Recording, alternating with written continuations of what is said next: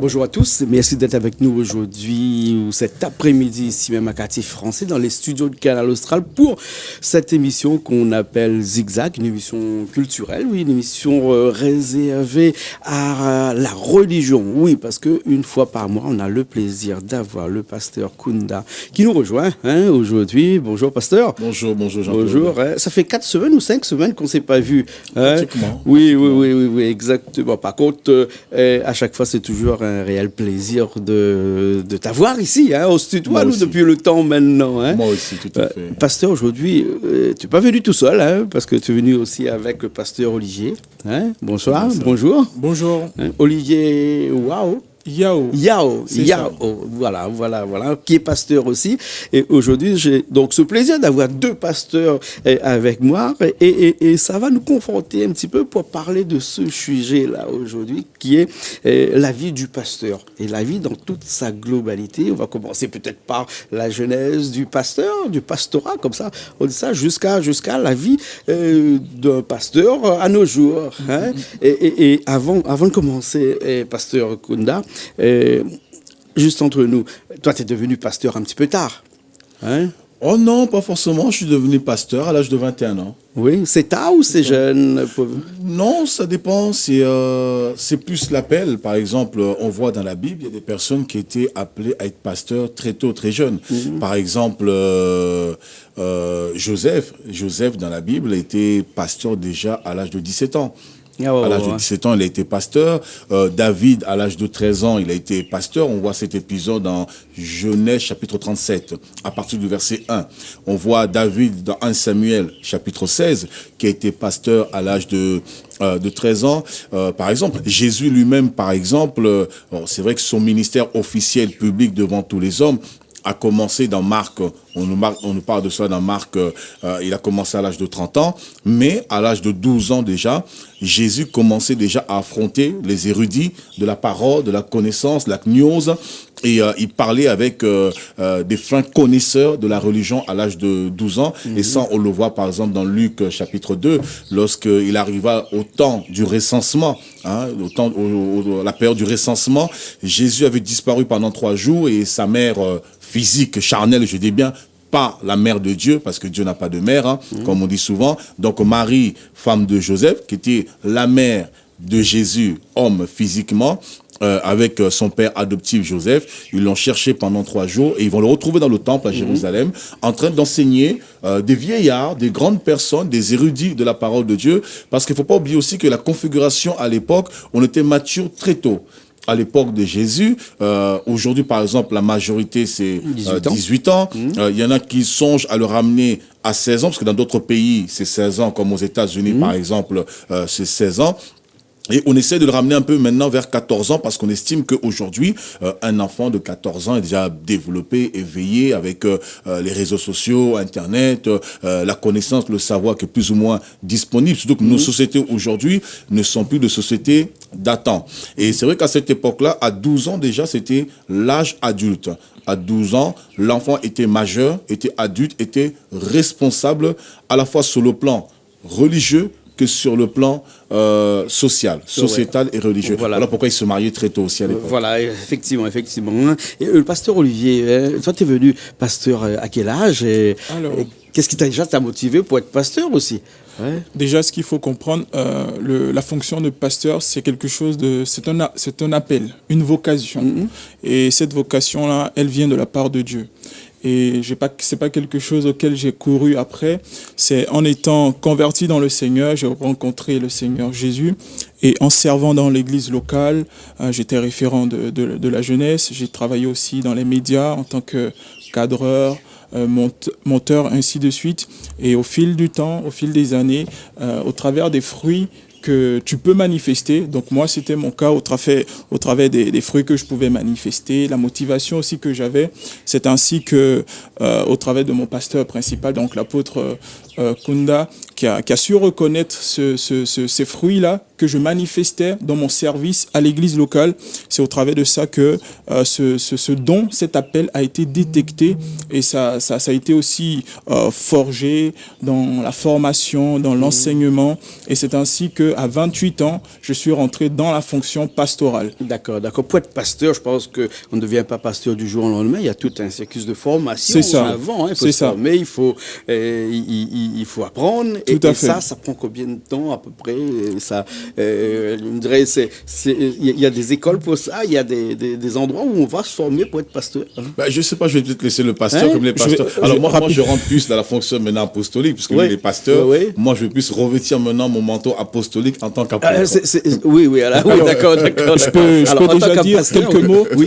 Par exemple, pour mon cas, pour mon témoignage personnel, il faut déjà savoir que dans la parole de Dieu, il n'y a pas un temps défini, il n'y a pas un temps, on va dire, standard qu'il faut respecter. Il est important de savoir que, comme je l'ai dit tout à l'heure, c'est un appel, c'est une vocation.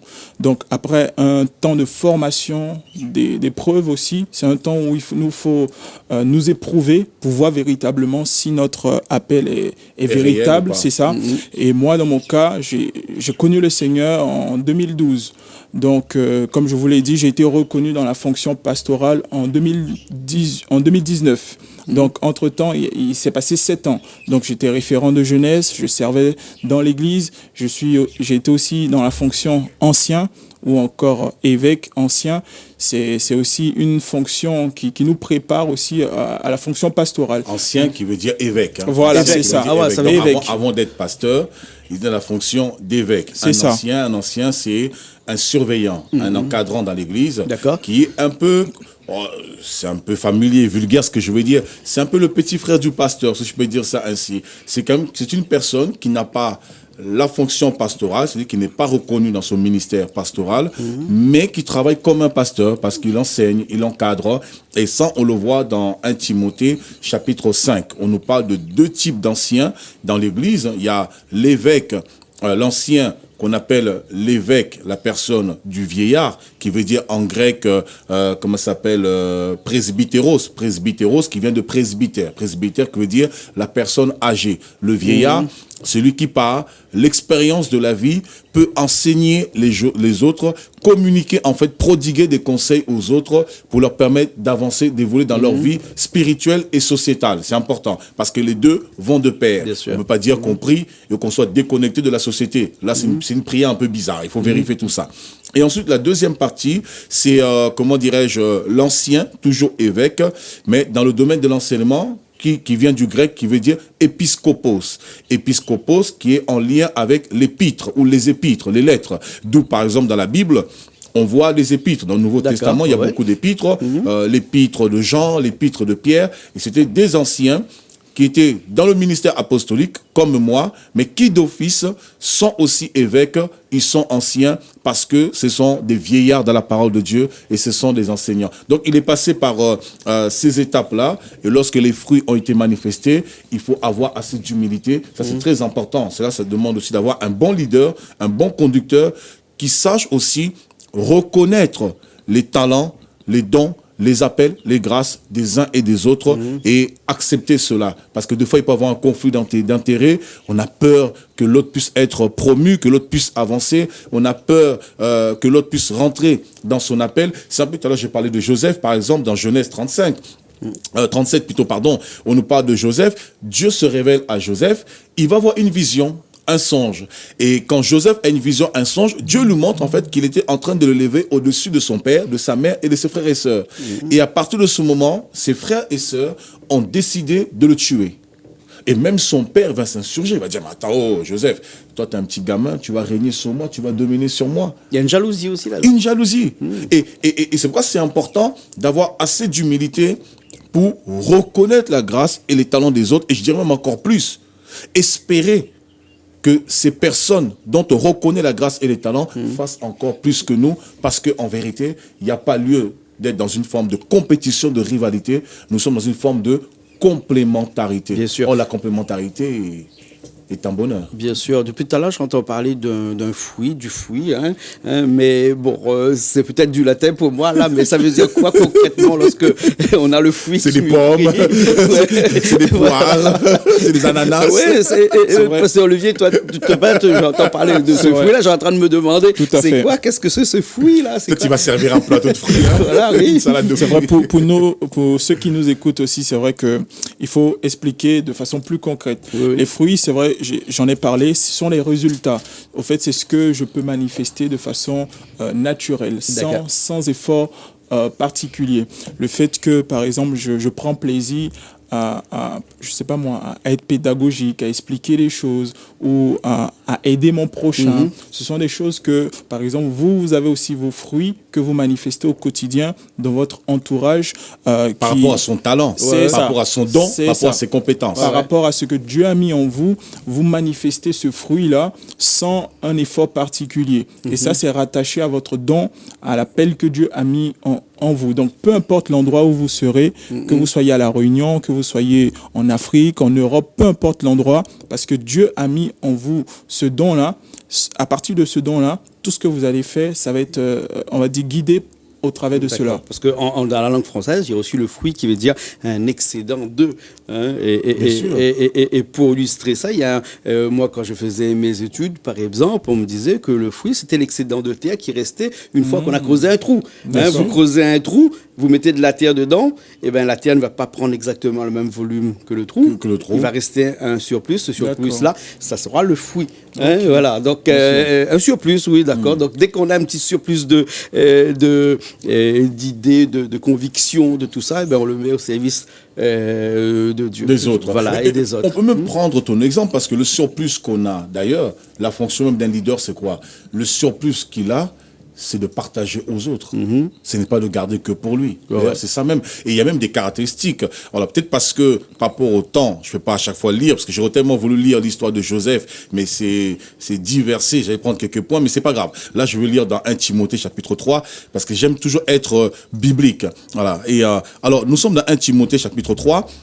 La Bible dit ceci: cette parole est certaine. Si quelqu'un aspire à la charge d'évêque, d'un ancien, d'un responsable, s'il désire une œuvre excellente, il y a des conditions. Verset 2.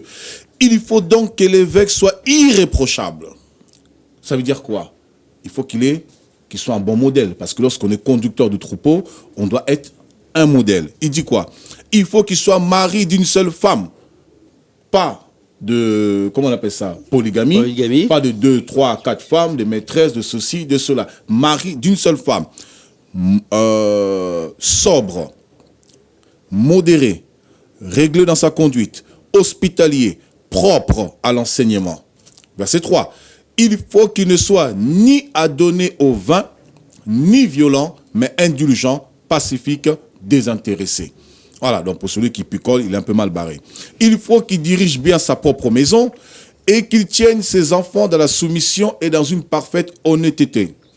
Car si quelqu'un ne sait pas diriger sa propre maison, comment prendra-t-il soin de l'église de Dieu? Voilà un petit peu, je m'arrête là parce que c'est un peu tout ça, ce qui veut dire chez eux. Mais c'est quand même assez fort, parce que des personnes ou des personnalités de ce genre, avec toutes ces capacités-là, ça se compte dans les doigts d'une main, ou bien ça devient comme un fruit rare, pour parler de fruits tout à l'heure.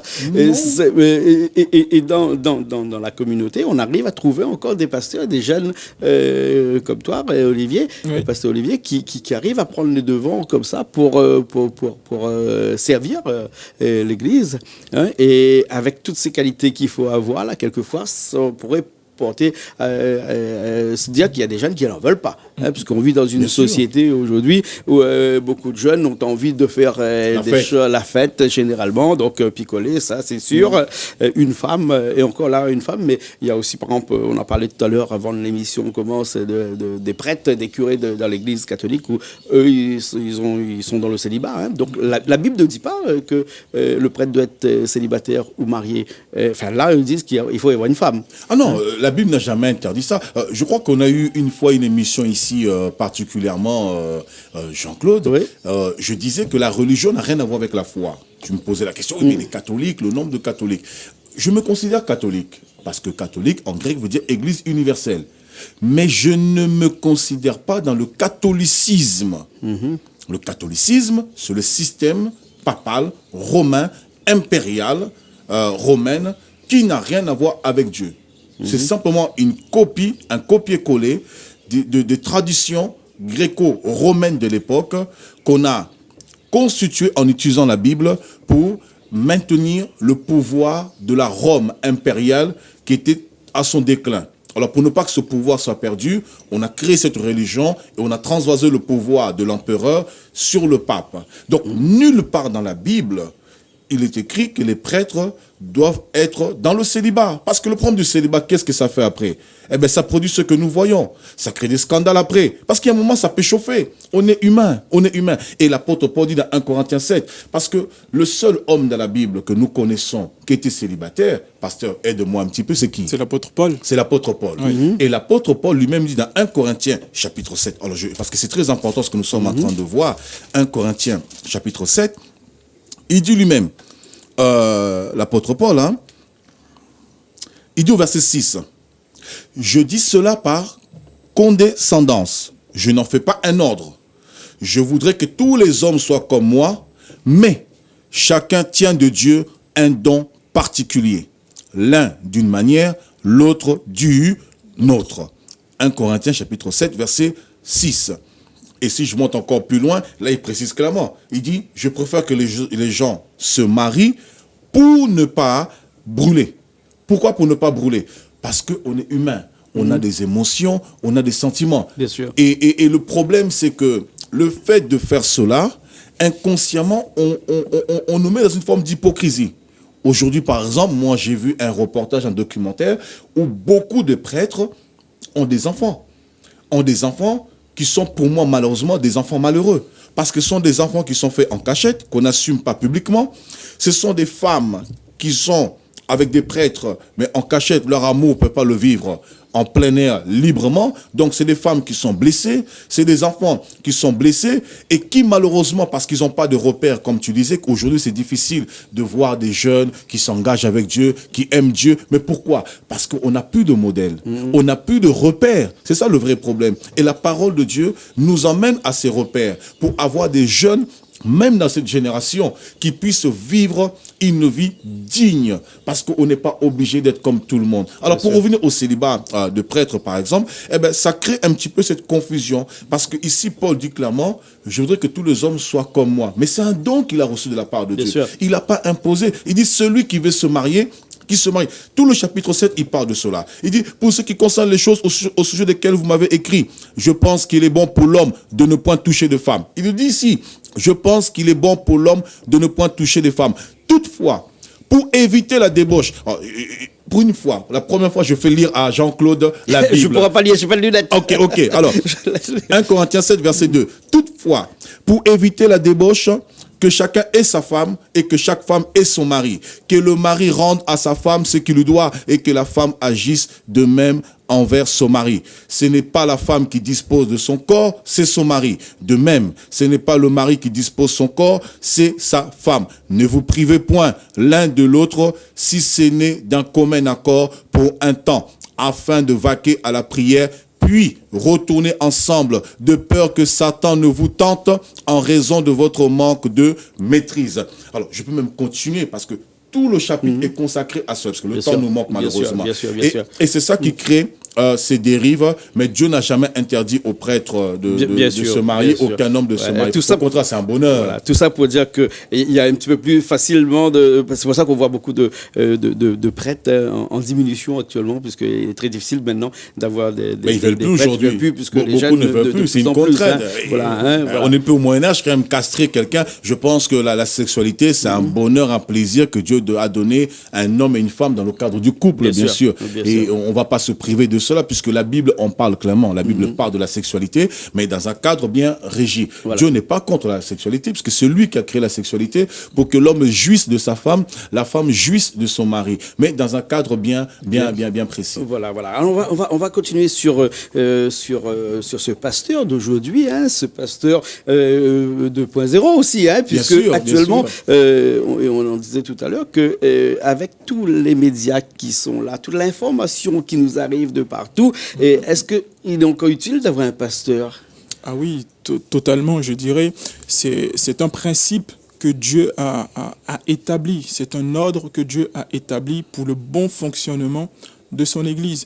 Les pasteurs, l'importance du pasteur est aussi valable à notre temps que dans le temps j'ai envie de dire, du Seigneur Jésus-Christ, lorsqu'il avait foulé la terre des hommes. Aussi bien que dans ce temps qu'en 2021, l'importance du pasteur est toujours valable à l'heure actuelle. Et il est important de comprendre cela parce que si on ne comprend pas cela, on peut parfois négliger ou même ignorer cette importance-là. Le pasteur a été établi pour le bon fonctionnement aussi de l'Église, déjà de façon locale, et aussi pour emmener les enfants de Dieu ou ceux même qui cherchent le chemin du Seigneur, qui cherchent les voies de Dieu, qui puissent au travers du pasteur avoir un accès à la vérité. Comme le Seigneur le dit dans sa parole, « Je suis le chemin, la vérité et la vie ». Et ce chemin-là, il est accessible au travers de ces repères qui a été dit tout à l'heure, des hommes qui sont établis par Dieu, donc qui ont une bonne moralité, qui sont irréprochables dans leur vie de tous les jours. Et au travers de ces personnes, ces pasteurs, ces évêques, ces anciens, Dieu permet à ce que nous parvenons à sa connaissance. Donc, le pasteur, que ce soit en 2021, que ce soit en 2022, il sera toujours d'actualité parce que son fondement ne vient pas de lui-même, mais il vient de Dieu. Et si je peux me permettre, même Jean-Claude, dans Éphésiens chapitre 4, verset 11, la Bible dit, « Et Dieu, Jésus, a établi premièrement dans les églises les apôtres, les prophètes, les évangélistes, les pasteurs et les docteurs. » Le verset 12, il dit, « Pour le perfectionnement des saints, en vue de l'œuvre du ministère et de l'édification du corps du Christ, jusqu'à ce que nous soyons tous parvenus à l'unité de la foi et à la connaissance du Fils de Dieu, à l'état d'homme fait à la mesure de la stature parfaite de Christ. » Donc, la question même qu'il faudrait se poser même, à quoi sert un pasteur? Eh bien, à quoi sert un pasteur? Un pasteur sert à être un guide. Un guide, un conducteur pour emmener les croyants, tous ceux qui ont foi, tous ceux qui croient en Dieu, tout comme dans un foyer, il y a un père qui est là pour être le repère du foyer, de la souche familiale.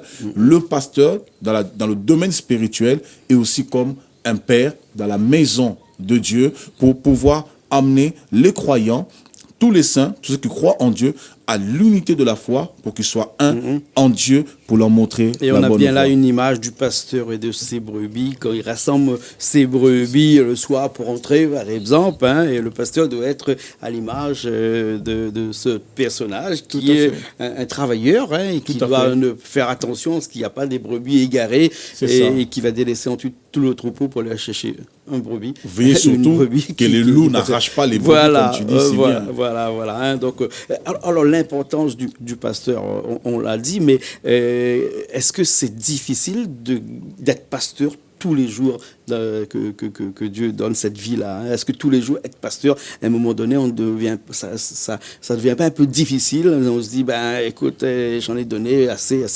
Je ne vais pas parler de la retraite du pasteur, mais bien avant la retraite du pasteur, bien avant, tous les jours. Est-ce qu'il n'y a pas des moments de relâche, des moments où on se dit, j'ai peut-être choisi le mauvais chemin? Non? Je ne sais pas, je laisse le pasteur. Pour commencer, pour apporter une réponse à cette question, j'ai envie de dire c'est un peu mitigé. Oui, pourquoi? D'abord, non, parce que, comme je l'ai dit tout à l'heure, c'est un appel, c'est une vocation. Donc, Dieu nous appelle et Dieu ne nous donne pas quelque chose qui soit au-dessus de nos forces. Donc, s'il t'appelle en tant que pasteur, il te donne aussi la capacité, il te qualifie pour que tu puisses exercer cette fonction-là. Donc, à partir de là, tu seras pas en face de quelque chose qui est au-dessus de tes forces. Peut-être tu auras l'impression que c'est pas à ton niveau, tu vas peut-être avoir cette impression-là dans un début, mais le temps que tu puisses rentrer véritablement dans ta fonction, tu verras que dès lors que le Seigneur est avec toi, Dieu est avec toi, tu peux répondre vraiment aux besoins du peuple que Dieu a placé devant toi. Maintenant, j'ai envie de dire aussi, oui, c'est difficile parce qu'on est en face des hommes. Et on n'est pas en face des robots, on est en face des personnes. C'est ça, des personnes qui ont un cœur, voilà, les sentiments, les humeurs. Donc, toutes ces choses-là, ce sont des paramètres qui rendent parfois la fonction difficile. Voilà pourquoi j'ai dit, c'est un peu mitigé parce qu'on est en face des personnes qui ont parfois voilà, leur caractère, leur éducation, leur parcours de vie qui est parfois difficile. Et il faut affronter ces choses-là toujours avec la parole de Dieu, avec l'amour de Dieu, mais aussi avec la vérité. Parfois, certaines personnes n'acceptent pas la vérité.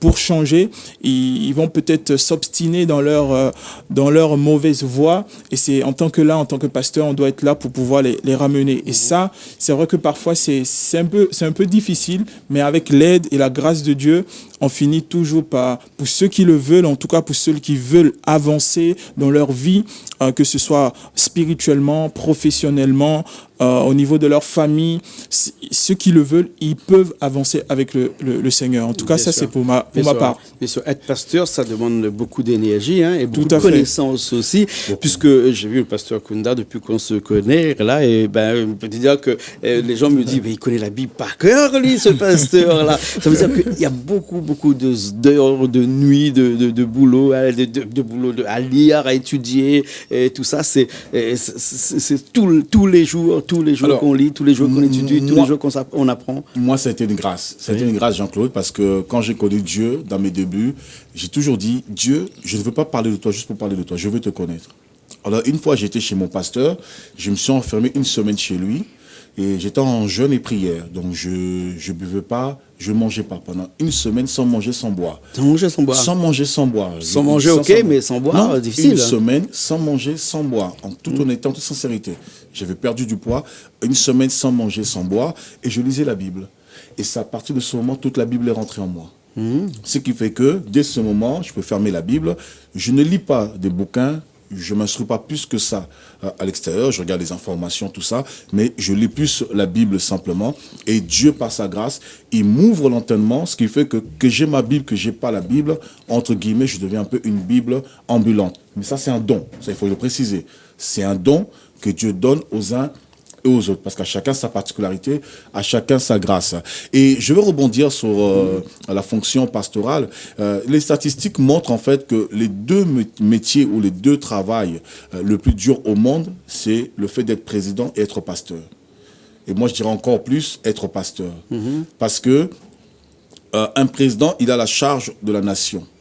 Mais la différence encore entre un président et un pasteur, c'est qu'un président peut vous induire en erreur, c'est pas tellement un problème. Vous vous rattrapez, il n'y a pas de souci. Mais si un pasteur vous induit en erreur, vous allez tout droit en enfer.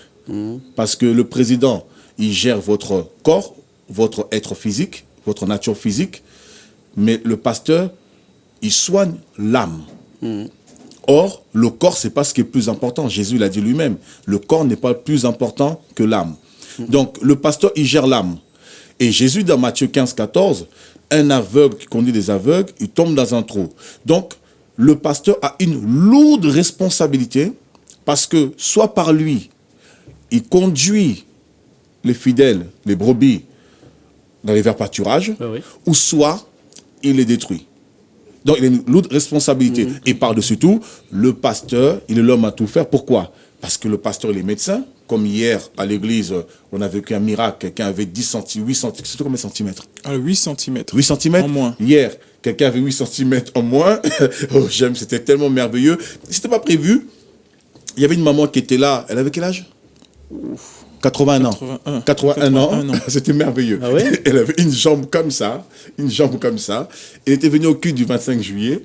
Et puis là, elle a eu peur de venir. Beaucoup ont été guéris, tout ça. Et puis à la fin, au bord de la chaussée, sa fille vient me voir, pasteur, apôtre, il y a mes parents qui sont là, ma mère, ça fait 3 mois, les médecins donnent des médicaments, ils peuvent rien faire, ils n'ont pas de solution. Elle n'a pas osé, elle avait peur comme c'est la première fois. J'ai pris au bord du trottoir, elle rentre chez elle, elle a senti un gros coup, elle rentre chez elle, elle ne fait même pas attention. Elle se réveille le matin, elle retrouve des jambes de mannequin. Tout ça, c'est filmé, puisque hier, c'était à l'église. Et son mari était à côté, parce qu'elle témoignait se marier à côté avec sa canne. Et puis je dis, mais qu'est-ce que tu as? Il dit, par rapport à sa hanche qui était déboîtée, ça fait des années, ça fait au moins 40 ans maintenant. C'est un monsieur qui a 86 ans, 8 cm en moins. Et là, je le fais asseoir, je prie, et puis... Et sa chambre s'agrandit? Bah oui. Incroyable, mais vrai. Il était moins. Pas plus que hier. On est lundi aujourd'hui, pas plus que hier. Donc, ça montre en fait que le pasteur, il est médecin. Le pasteur, il est assistant social, puisqu'on peut voir aux besoins des personnes. Donc, il est philosophe aussi. Il est philosophe, il est enseignant, il est professeur, il est psychologue, il est médiateur. Le pasteur occupe toutes les fonctions. C'est-à-dire, il fait les tâches les plus ingrates de la société, parce que le pasteur, il restaure aussi. Et par-dessus tout, on demande beaucoup au pasteur. Et ce qui fait qu'aujourd'hui, lorsqu'un pasteur a un petit bon train de vie, les gens sont choqués. Hier, je disais à l'église, mais écoutez, moi, je suis votre pasteur. Je vis par la foi. Dieu merci. Dieu m'a fait grâce. Il a toujours pris soin de moi jusqu'à présent. J'avais un travail dans le séculier, à la RATP. J'ai dû démissionner parce que je ne peux pas concilier les deux. Mais j'ai dit aux personnes, pourquoi, lorsque vous bénissez un pasteur, lorsque vous prenez soin de votre pasteur, les gens vous critiquent et vous acceptez cela. Votre pasteur, c'est votre guide. C'est comme votre employeur.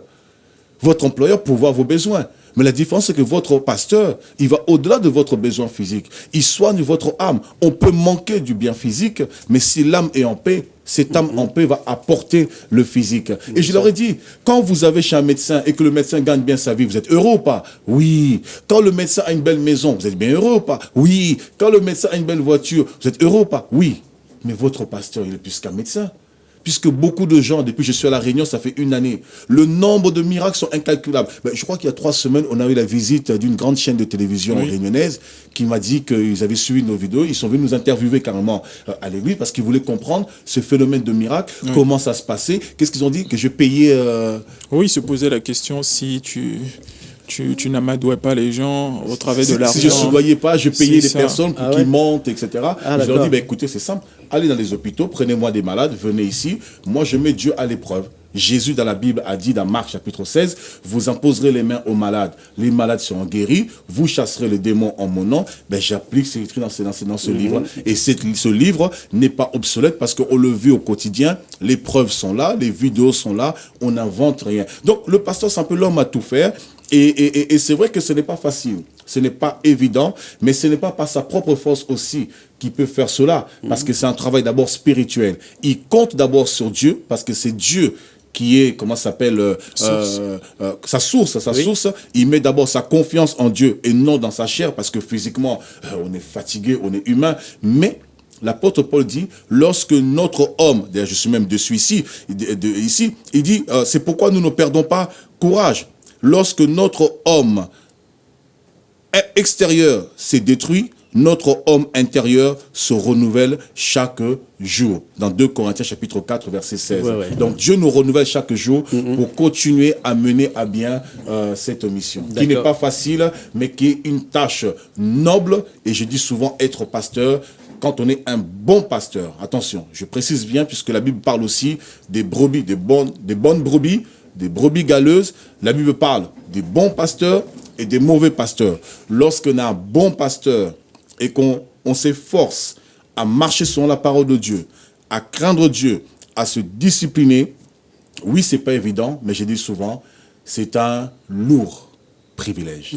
C'est un privilège qui est lourd. Parce qu'on arrive à la fin de cette émission. Alors, juste une question pour qu'on puisse finir là-dessus. À toutes les personnes qui nous regardent et qui peut-être ont eu l'idée un jour ou l'autre de devenir pasteur avec tout ce qu'on a entendu, ils vont peut-être avoir des frissons ou bien avoir un petit peu peur ou sinon ils vont se dire je ne serai jamais capable.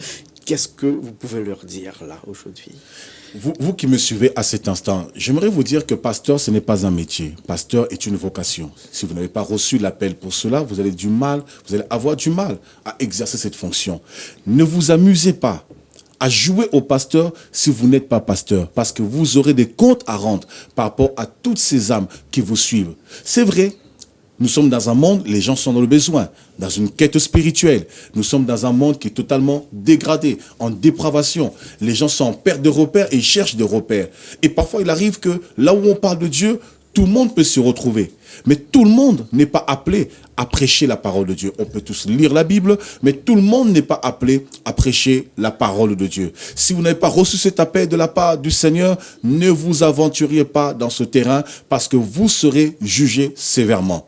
L'apôtre Jacques dit dans le livre de Jacques, « Il n'est pas bon que tout le monde enseigne, car nous serons jugés terriblement et le jugement de Dieu sera terrible. Personne ne pourra échapper. » Maintenant, si Dieu vous a appelé dans cette vocation, servez le Seigneur. Servez le Seigneur dignement, comme de modèle. Soyez des exemples à l'image du Seigneur Jésus pour être la lumière de ce monde, pour que notre génération, comme il est écrit dans Éphésiens chapitre 3 au verset 10, que les dominations, les principautés, les nations, les peuples, les autorités connaissent par l'Église la sagesse infiniment variée de Dieu. Et que soient les combats, les épreuves, les difficultés, parce que servir Dieu, c'est pas facile. On est entre, l'apôtre Paul dit, nous sommes entre la bonne et la mauvaise, nouvelle. Nous sommes entre la bonne et la mauvaise réputation. Il y en a qui diront du bien de nous, il y en a qui diront du mal de nous. Ce n'est pas ça le plus important. Faites votre tâche avec sincérité, en étant vrai avec le Seigneur, avec les personnes que vous encadrez. N'extorquez personne, ne dépouillez personne, n'abusez de personne. Soyez des modèles, soyez des repères et servez Dieu. Non pour un gain sordide, mais servez Dieu d'une manière désintéressée. Et Dieu, qui est votre souverain pasteur, vous récompensera. En tout cas, que le Seigneur vous bénisse. Et si vous êtes dans les environs de la rivière Saint-Louis, je vous invite à la MCOE au 128 rue du Waiki, 97 421, la rivière Saint-Louis. Merci pasteur, merci pasteur, merci aussi pasteur Olivier. Un petit mot pour finir sur cette volonté d'être pasteur. Alors pour ceux qui veulent ou qui aspirent vraiment à cela, comme l'a dit tout à l'heure l'apôtre Steve Kunda, c'est quelque chose, c'est un appel, c'est une vocation qui vient de la part de Dieu. Donc, nous n'avons pas à courir après ce ministère-là, ce service. Il faut tout simplement se rapprocher d'une église locale, si vous n'avez pas d'église locale. Et à partir de cette église locale, commencer à servir le Seigneur tout simplement par une quelconque tâche. Et à partir de là, comme je le disais tout à l'heure, à partir de vos fruits, c'est-à-dire des œuvres que vous allez manifester, des actions que vous allez poser, c'est à partir de cette nature-là que le conducteur, le pasteur déjà établi dans cette église locale, il saura détecter, il saura reconnaître si réellement vous êtes appelé à ça ou pas. Donc, premièrement, le seul conseil, en résumé, que je peux vous donner, rapprochez-vous d'une église si vous n'en avez pas. Et si vous avez déjà une église, servez le Seigneur dans la simplicité. Et comme j'ai eu à témoigner, j'ai connu le Seigneur en 2012 et c'est seulement en 2019 que j'ai vraiment été reconnu dans la fonction pastorale. Donc, il y a des années, il y a des étapes à ne pas sauter. Donc, on ne se lève pas un matin pour être pasteur, même avec toute la bonne volonté, il faut suivre les différentes étapes, c'est-à-dire la formation, le service dans le Seigneur et le Seigneur lui-même, autant qu'il a marqué, il vous mettra, on va dire, dans la fonction que vous devez exercer. Ok, d'accord. Merci beaucoup. Merci pasteur. On se retrouve le mois prochain. Avec joie. Avec d'autres sujets, bien sûr, aussi passionnants. Merci beaucoup. Merci. Nous, on se retrouve la semaine prochaine dans une nouvelle émission Zigzag aussi sur Canal Austral. Allez, à la semaine prochaine.